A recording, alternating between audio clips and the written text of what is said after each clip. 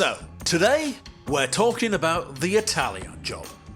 No, not the 2003 version with Mark Wahlberg mumbling, Charlize Theron looking like she's in a L'Oreal commercial, and Edward Norton's fake moustache that looked like it came free in a Christmas cracker.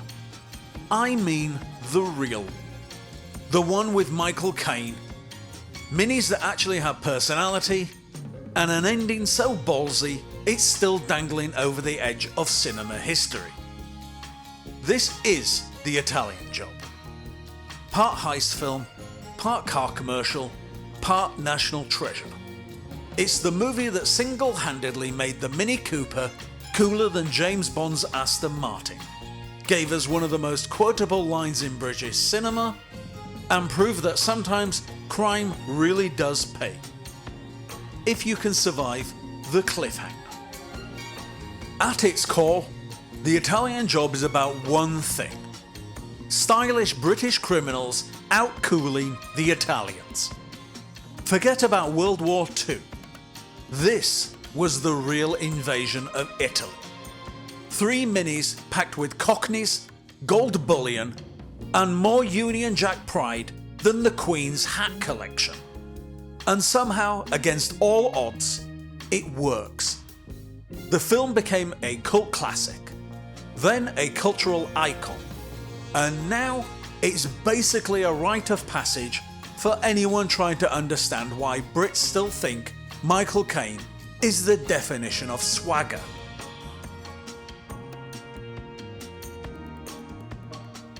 The film follows Charlie Croker, played by Michael Caine, a charming, sharply dressed ex-con who's barely out of prison before he's planning the crime of the century. The job? To steal $4 million in gold bullion from under the noses of the Italian police and mafia by causing the world's greatest traffic jam in Turin. To pull it off, Croker assembles a team of misfits: a computer genius Professor Peach, getaway drivers, demolition experts, and even a financial backer in the form of prison kingpin Mr. Bridger, who runs his empire from behind bars with the sort of class you would expect from Noel Coward. The plan involves minis zipping through sewer tunnels, across rooftops, and down staircases, turning the whole of Turin into a stuntman's playground. And then, of course, there's the unforgettable ending. The gold literally hanging in the balance, the crew teetering on the edge of triumph or disaster.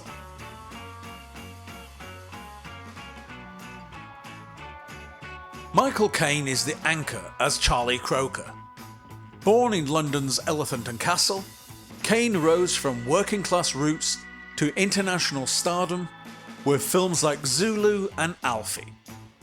By the late 60s, he wasn't just an actor, he was a pop culture icon, embodying the new wave of British cool. His Croker is witty, charming, and effortlessly stylish.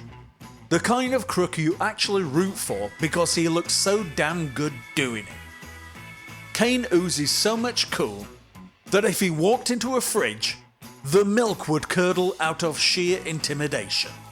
Noel Coward as Mr. Bridger was inspired casting.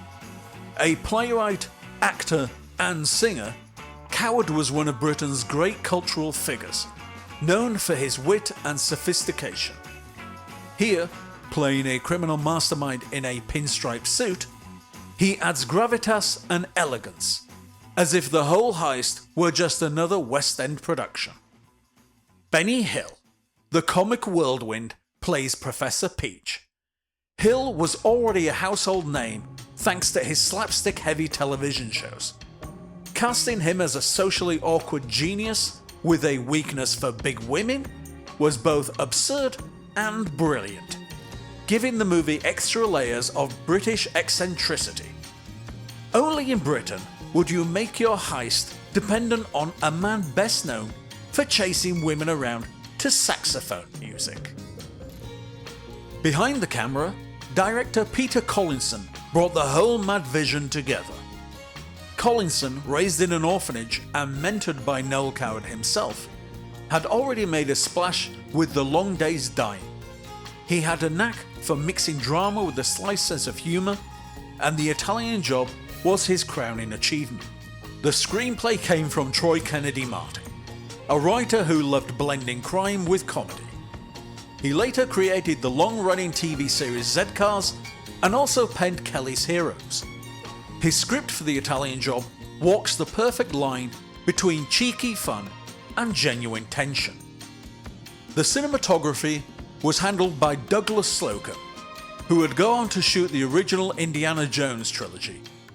His ability to capture both the sleek glamour of swinging London and the grit of Turin's streets gave the film its iconic look. And then there's the composer, none other than Quincy Jones. Long before producing Michael Jackson's Thriller, Jones was a prolific film composer.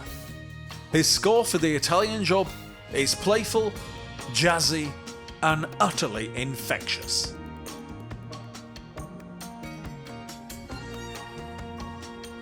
The film was conceived during a time when Britain was exporting its culture worldwide.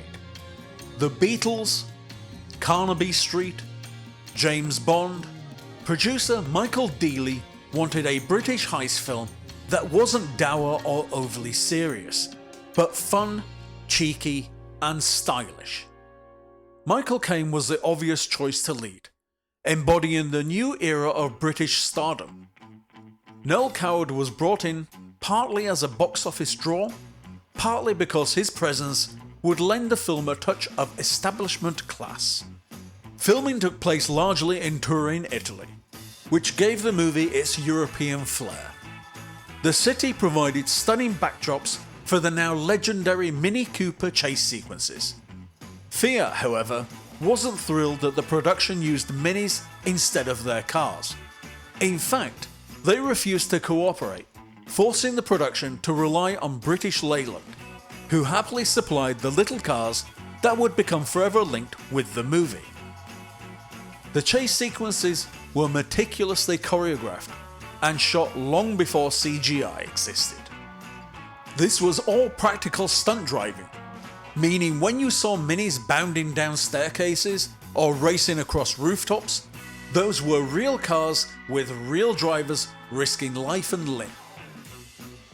There were reports of frustrated Turin locals stuck in traffic because, well, the filmmakers had actually created a real-life traffic jam.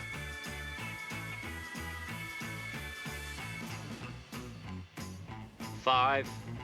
Upon release in 1969, The Italian Job did modestly at the box office. It wasn't a smash hit, but it performed well enough and was particularly loved in the UK. 4. Critics were divided. Some dismissed it as lightweight entertainment, while others praised its humour and style. 3. Over time, however, its reputation grew, cementing itself as one of Britain's most beloved films. 2. The true legacy of The Italian Job is its afterlife. 1. What started as a clever little caper film became part of the fabric of British pop culture. Go. Michael Caine's famous line,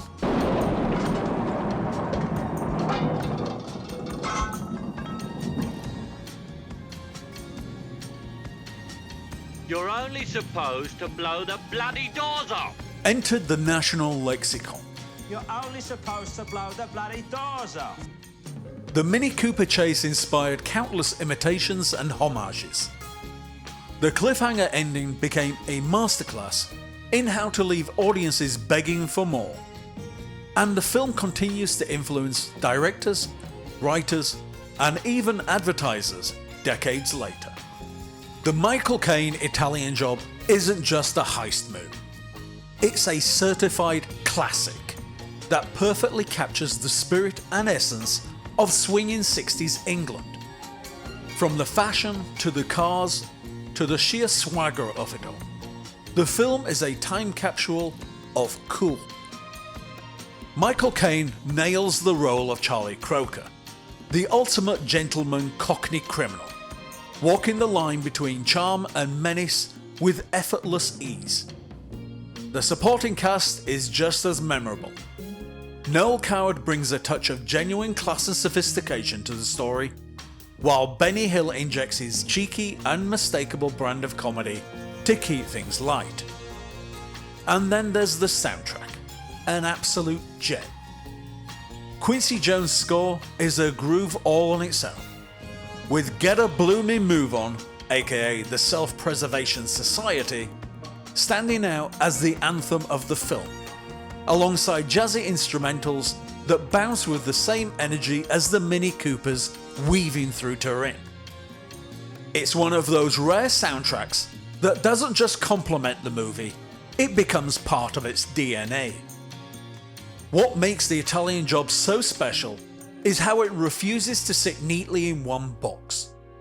It's part crime caper, part comedy, part action thriller, with a little slice of British satire thrown in for good measure.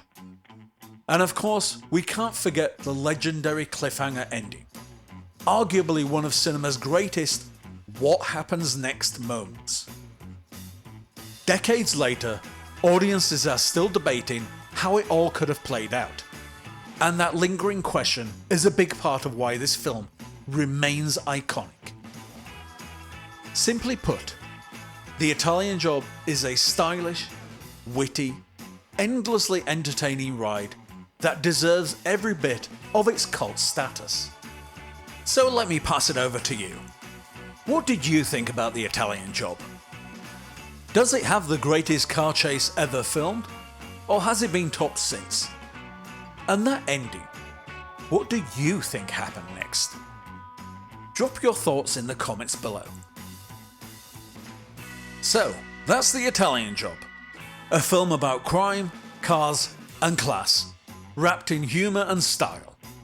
A movie that didn't just entertain, but became a cultural landmark. If you haven't seen it, what are you waiting for?